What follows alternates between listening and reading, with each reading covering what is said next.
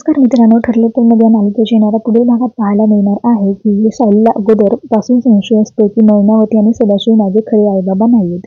तेच दुसरीकडे प्रिया कितीही सत्य लपवण्याचा प्रयत्न करते, पण मात्र सायली समोर आता अखेर सत्य येतं. सायली तिच्या खोट्या आईबाबांना घेऊन मधुभाऊंच्या घरी भेटायला येते आणि एकटक विचारते की हेच माझे आईबाबा आहेत का. त्यावेळेस मधुभाऊ आता डोळ्यांची पापणी हलवत सायलीला इशारा करतात की हे तुझे आईबाबा नाहीयेत.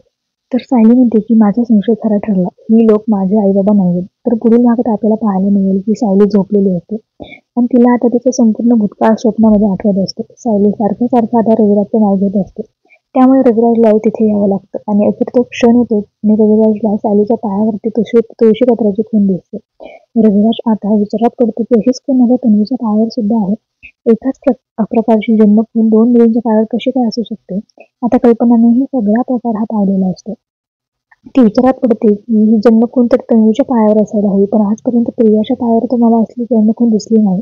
म्हणजे देवाने दिलेले सगळे संकेत आता सिद्ध करतायत की सायलीच प्रतिमाची मुलगी आहे. आता कल्पनासोबतच रविराजलाही समजलेलं असते की सायली जी आहे ती प्रतिमाची मुलगी आहे.